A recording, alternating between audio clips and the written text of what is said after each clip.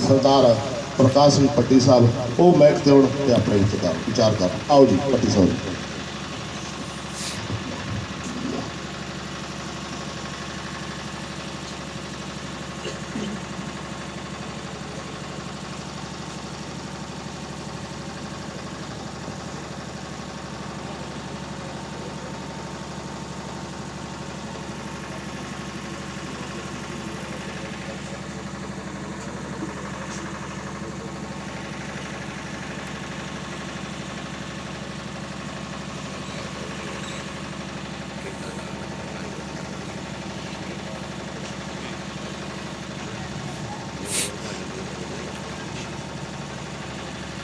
सारे हथ भर के बेनती है, दो जकारे लगाइए, ठंडा काम है यार।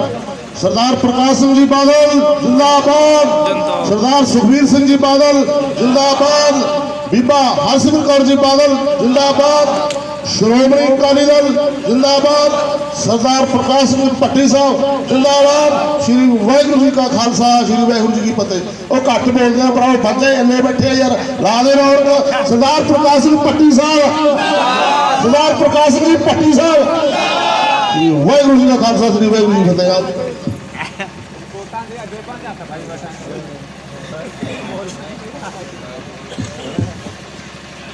साढ़े बहुत सत्कारयोग इस नगर के सरपंच साहब शिवराज सिंह जी, इस नगर के बहुत प्यारे भराओ, नौजवान दोस्तों, साड़ियाँ मातावां भैणां, जिंदर जी साडे गड्डियां मौजूद के आगू साडे विकास जी, सरपंच रणजीत सिंह जी और होर भी जिन्हें बहुत सत्कार तो सम्मानित साथी आए हैं। फतेह की सांझ करिए। वाहिगुरू जी का खालसा, वाहिगुरू जी की फतेह। दोस्तों अज तुहाडे सारिਆਂ ਦੇ दरम्यान अपनी हाज़री लवाउण लई और तुहानूं बेनती करने लिए इत्थे आए। आपां नूं सारिਆਂ नूं पता है कि पंजाब की 2022 की जो विधान सभा की इलैक्शन है 20 फरवरी को ਉਹਦੀ ਵੋਟਾਂ ਦੀ ਤਰੀਕ है ਜਿਹੜੀ ਉਹ तय हुई है। बहुत थोड़ा समा अपने को बाकी है। इस समय आप सारे ने तकड़े होके पार्टी की बेहतरी लई, पार्टी की मजबूती लई और पंजाब दे विच तुहाडी अपनी सरकार बनाउण दे लई अपना फर्ज ते जिम्मेवारी समझ के एक एक वोटर को नाल जोड़ के और 20 तारीख को एक एक वोट आ जी वो श्रोमणी अकाली दल और बहुजन समाज पार्टी का जो गठजोड़ है वो हक दे विच पा के आप इस मिशन को फतेह करना है। सत्कारयोग साथियों, सारिया पार्टियां ने आप अपने उम्मीदवारों के हक दे विच वोट मंगण लई तुहाडे कोल आउणा, क्योंकि वोट का उन्होंने मंगण का हक है, पर वोट पाउण का जिहड़ा अधिकार है वो केवल तो केवल तुहाडी वोट का तुहाडे कोल है।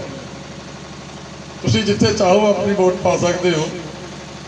तुहाडी वोट नाल सरकारां बनदियां और तुहाडी वोट नाल ही सरकारां जिहड़ियां हटदियां। पर मैं बेनती करूँगा कि इस वोट का जिहड़ा इस्तेमाल है, इहदी वरतों है जिहड़ी वो बहुत सियाणप ते समझदारी दे नाल करनी है। एक बार गलत लिया गया फैसला 5 साल बाद फिर दोबारे मौका आता अपने को।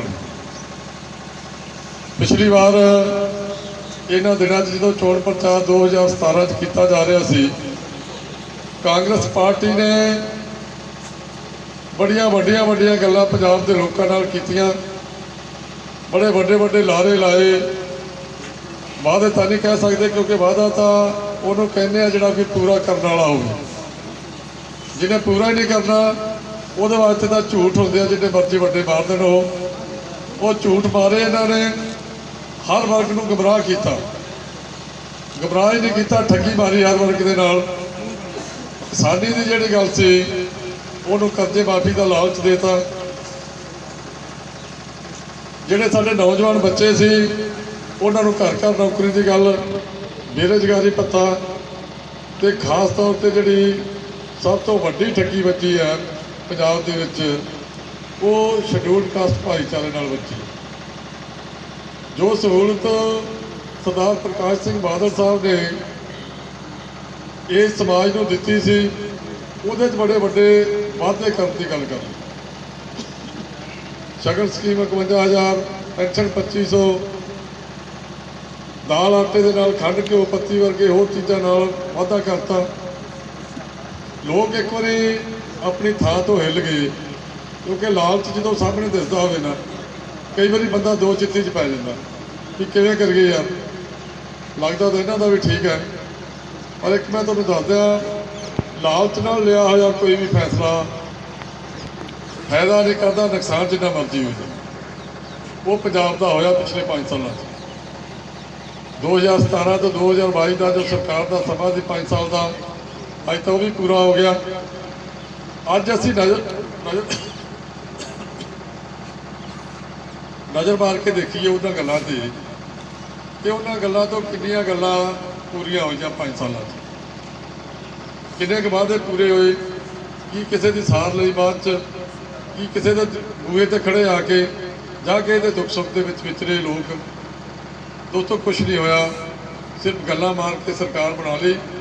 अज 5 साल का समा पूरा हो गया, हुण फिर उस तर्ज से दोबारा फिर लोगों को गुमराह करने की कोशिश की जा रही है। चन्नी साहब को लैन का उन्हें आके 2017 वाली गल्लां सी जिहड़ियां उन्होंने भी पिछे छड्डता, उस तो भी वड्डियां गल्लां शुरू कर लिया।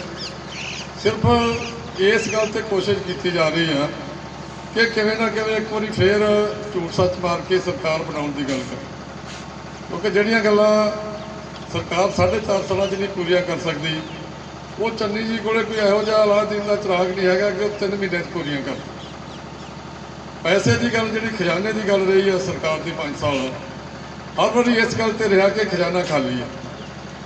तो चन्नी साहब के आने नाल किहड़ा कोई खजाना नाल लैके आया, कि खजाना तो वही पंजाब सरकार का ही है।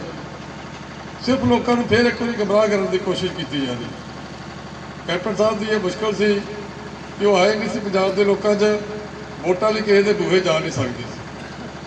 उस गल तो बचन लई कांग्रेस पार्टी ने जिथे अपना मुख्यमंत्री का उम्मीदवार बदलता, उत्थे नाल ही लोगों के नाल फिर वही पुरानी ठगी सी जिहड़ी मारन की कोशिश की जा रही। इस तरह आम आदमी पार्टी की गल जरूर करांगे, क्योंकि पिछली बारी तुहाडे इस बठिंडा देहाती हल्के तो तुसीं बहुत वड्डी गिनती नाल बीबी रूबी नूं जिता के भेजिया। साथियों, जदों भी कोई वोट पाउंदा, वो बड़ी उम्मीद के नाल अपनी वोट पाउंदा कि मैं अपनी इस वोट नाल अपने इस इलाके का, अपनी कोई जाति समस्या, इस नगर का कोई मसला हल कराऊंगा। तो जो तुहाडी वोट नाल चुनिया हुआ नुमाइंदा 5 साल तुहाडे मत्थे ना लगे, तो वोटर आ जिहड़ा फिर उन्हें पता होंदा उहदे मन ते की बीतदी। इस तरह होया 5 साल पूरे बीबी ने भी कर ले। जिहड़ियां सुख सहूलतां तुहाडी इस दित्ती हुई वोट शक्ति के राही उन्होंने मिलदियां सी सरकारी तौर पर, वो उन्हां दा आनंद 5 साल उन्हें पूरा माणिया। और एक दिन भी दिमाग 'च यह गल नहीं आई कि जिहड़ियां सहूलतां मैं लै रही हाँ या जिहड़ियां सहूलतां मैनूं मिल रही ने, वो जिन्हां लोगों की बदौलत मैनूं मिल रही ने, उन्हां कोले भी मेरा जाण दा फर्ज बनता। मैं सारे हल्के 'च आ तीसरा राउंड है, ये भी लगभग अद्धा पूरा आने वाला। मैं हर पिंड पिंड जाके लोगों को मिले हैं, गलबात की है, और किसी नगर ने यह गल नहीं कही कि वो बीबी जितन तो बाद एक बार भी किसी पिंड चाहिए हो। तो दोस्तों, ऐसे लोग जोड़े होंगे हैं, वो वक्त नाल आउंदे और वक्त नाल चले जाते। ना कोई उन्होंने सोच होंगी है, ना उन्होंने कोई प्लान होंगी है, ना वो तुहाडे प्रति कोई हमदर्द होंगे है, ना सूबे के प्रति उन्होंने कोई लगाव होता। सिर्फ एक बार वक्त नाल जे काम सूत आ जाए तो ठीक है, नहीं तो फिर अगली बारी होर दाल आवांगे। ये सारिया गल्लां आपां सारिਆਂ ने वेखियां। दूसरे पासे श्रोमणी अकाली दल जिहड़ी तुहाडी अपनी पार्टी है, जे सत्ता 'च रही है तद भी तुहाडे 'च रही है, जे सत्ता 'च नहीं रही तद भी तुहाडे 'च रही। और इसे करके अज पंजाब के लोग ने जिहड़ी वो श्रोमणी अकाली दल और बहुजन समाज पार्टी का जो गठजोड़ है, उन्होंने अपना जिहड़ा समर्थन देने पूर्ण तौर पर तैयारी बनी बैठी। 20 ਤਰੀਕ ਨੂੰ ਸਾਰਾ ਪਤਾ ਲੱਗ ਜਾਣਾ ਕਿ ਫਿਰ ਜਿਹੜੀਆਂ ਪਾਰਟੀਆਂ ਦਾ ਲਾਉਣ ਦੀ ਤਾਕਤ ਫਿਰਦੀਆਂ ਨੇ ਇਹਨਾਂ ਦੇ ਚਿਹਰੇ ਵੀ ਸਾਹਮਣੇ ਆ ਜਾਣੇ ਆ ਔਰ ਪੰਜਾਬ ਦੇ ਲੋਕਾਂ ਨੇ ਆਪਣਾ ਪੰਜਾਬ ਦੇ ਹੱਕ ਦਾ ਜਿਹੜਾ ਫੈਸਲਾ ਵੀ ਕਰ ਦੇਣਾ। ਕੇਜਰੀਵਾਲ ਸਾਹਿਬ ਜਿਨ੍ਹਾਂ ਨੇ ਕੱਲ੍ਹ ਹੀ ਭਗਵੰਤ ਮਾਨ ਉਹਨਾਂ ਨੂੰ ਮੁੱਖ ਮੰਤਰੀ ਦਾ ਚਿਹਰਾ ਲਾਣਿਆ ਔਰ ਬੜੀ ਮਜਬੂਰੀ ਨਾਲ ਤੇ ਬੜੀ ਬੇਵਸੀ ਨਾਲ। ਇੱਕ ਤਾਂ ਬੰਦਾ ਹੁੰਦਾ ਨਾ ਵੀ ਇਹ ਕੰਮ ਕਰਦਾ ਜੇ ਇਹਨੂੰ ਜਿਹੜਾ ਐਲਾਨ ਕਰ ਦਈਏ ਤੇ ਕੰਮ ਕਰੂਗਾ। ਕੰਮ ਤਾਂ ਉਹ ਵਿਚਾਰਾ ਕਿਹੜੇ ਵੇੜਿਆਂ ਦਾ ਕਰੀ ਜਾਂਦਾ ਸੀ, ਪਿਛਲੀ ਵਾਰੀ ਐਲਾਨ ਦਿੰਦੇ ਉਹਨੂੰ।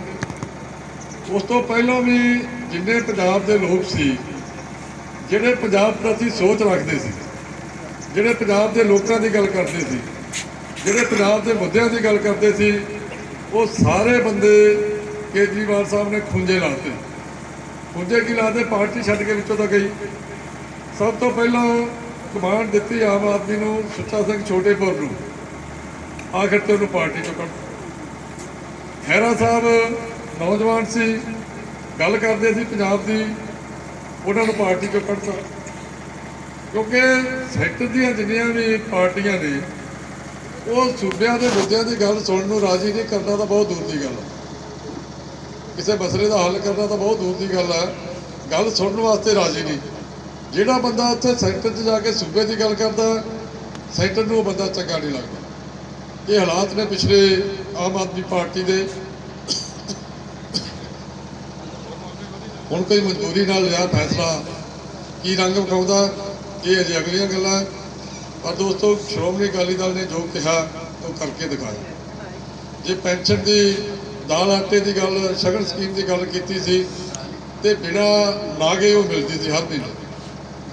ਹੁਣ ਉੱਥੇ ਵੀ ਰੌਲਾ ਪੈ ਜਾਂਦਾ ਕਾਂਗਰਸ ਵੇਲੇ ਆ ਕੇ ਕਿ ਜਿਹੜਾ ਕੁਝ ਮਿਲ ਰਿਹਾ ਹੁੰਦਾ ਉਹਦੇ 'ਚ ਵੱਡੀਆਂ ਕਟੌਤੀਆਂ ਲੱਗ ਜਾਂਦੀਆਂ।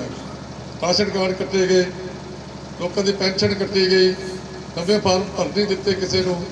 ਦੋਸਤੋ, ਸਰਕਾਰਾਂ ਦੀ ਜ਼ਿੰਮੇਵਾਰੀ ਹੁੰਦੀ ਹੈ ਕਿ ਸਰਕਾਰ ਬਣਨ ਤੋਂ ਬਾਅਦ ਉਹ ਪੰਜਾਬ ਦੇ ਭਲੇ ਦੀ ਗੱਲ ਕਰੇ, ਪੰਜਾਬ ਦੇ ਲੋਕਾਂ ਦਾ ਕੁਛ ਨਾ ਕੁਛ ਸਵਾਰੇ। ਜੋ ਮਿਲ ਰਿਹਾ ਉਹਦੇ 'ਤੇ ਕਟੌਤੀ ਲਾਉਣੀ ਸਰਕਾਰਾਂ ਦਾ ਕੰਮ ਨਹੀਂ ਹੁੰਦਾ। ਇਹ ਪੱਖਪਾਤ ਹਮੇਸ਼ਾ ਕਾਂਗਰਸ ਨੇ ਕੀਤਾ ਔਰ ਅੱਜ ਵੀ ਕਰਦੀ ਆ, ਕਰਦੀ ਰਹੇਗੀ। ਕਿਉਂਕਿ ਸੋਚ ਹੈ ਇਹਦੀ, ਸੋਚ ਬੰਦੇ ਦੀ ਕਦੇ ਬਦਲਦੀ ਨਹੀਂ ਜਲਦੀ। ਸੋ ਮੇਰੀ ਜ਼ਿਆਦਾ ਲੰਬਾ ਹੋ ਜਾਣਾ, ਕਈ ਪ੍ਰੋਗਰਾਮ ਨੇ ਅੱਜ ਸਾਰੇ ਦਿਨ ਦੇ। ਤੁਸੀਂ ਵੱਡੀ ਗਿਣਤੀ 'ਚ ਇਕੱਤਰ ਹੋਏ ਹੋ, ਇਸ ਨਗਰ ਤੇ ਬਹੁਤ ਵੱਡਾ ਮਾਣ ਹੈ। ਤੁਸੀਂ ਪਾਰਟੀ ਦੀ ਖਾਤਰ ਹਰ ਔਖੇ ਸੌਖੇ ਸਮੇਂ ਤੇ ਪਾਰਟੀ ਦੇ ਨਾਲ ਖੜੇ ਹੋ। ਜੇ ਪਾਰਟੀ 'ਚ ਸੱਤਾ ਨਹੀਂ ਵੀ ਹੈਗੀ ਤਦ ਵੀ ਮੈਂ ਜਿੰਨੀ ਵਾਰੀ ਇਸ ਪਿੰਡ 'ਚ ਆਇਆ ਬਹੁਤ ਮਾਣ ਸਤਿਕਾਰ ਤੁਸੀਂ ਸਾਰਿਆਂ ਨੇ ਦਿੱਤਾ। ਸਰਪੰਚ ਸਾਹਿਬ ਹੋਰਾਂ ਨੇ, ਸਾਰੇ ਵਰਕਰ ਸਾਹਿਬਾਨ, ਸਾਰੇ ਮੈਂਬਰ ਸਾਹਿਬਾਨ, ਤੁਸੀਂ ਹਮੇਸ਼ਾ ਪਾਰਟੀ ਲਈ ਕੰਮ ਕੀਤਾ। ਸੋ ਆਓ ਇਸ ਵਾਰੀ ਵੀ ਤਕੜੇ ਹੋ ਕੇ 20 ਤਰੀਕ ਨੂੰ ਜੋ ਵੋਟਿੰਗ ਹੋਣੀ ਹੈ ਪੰਜਾਬ ਦੀ ਅਸੈਂਬਲੀ ਦੀ, ਉਹਦੇ 'ਚ ਇੱਕ ਵੋਟਰ ਨੂੰ ਨਾਲ ਜੋੜ ਕੇ ਵੋਟ ਪਾਉਣ ਤੱਕ ਦੀ ਜ਼ਿੰਮੇਵਾਰੀ ਆ ਉਹ ਆਪਾਂ ਸਾਰੇ ਜਣੇ ਤਕੜੇ ਹੋ ਕੇ ਨਿਭਾਈਏ ਤਾਂ ਕਿ ਪੰਜਾਬ ਦੇ ਅੰਦਰ ਤੁਹਾਡੀ ਆਪਣੀ ਸਰਕਾਰ ਬਣ ਸਕੇ, ਪੰਜਾਬ ਦੀ ਸਰਕਾਰ ਬਣ ਸਕੇ, ਲੋਕਾਂ ਦੀ ਸਰਕਾਰ ਬਣ ਸਕੇ ਤੇ ਇਸ ਕਾਂਗਰਸ ਦੀ ਗੈਰ ਜ਼ਿੰਮੇਵਾਰ ਸਰਕਾਰ ਨੂੰ ਇੱਥੋਂ ਚੱਲਦਾ ਕੀਤਾ ਜਾ ਸਕੇ। ਇੰਨੀਆਂ ਬੇਨਤੀਆਂ ਨਾਲ ਤੁਹਾਡੇ ਸਾਰਿਆਂ ਦਾ ਬਹੁਤ ਬਹੁਤ ਧੰਨਵਾਦ। ਵਾਹਿਗੁਰੂ ਜੀ ਕਾ ਖਾਲਸਾ, ਵਾਹਿਗੁਰੂ ਜੀ ਕੀ ਫਤਿਹ। ਹੁਣ ਵੀਰੋ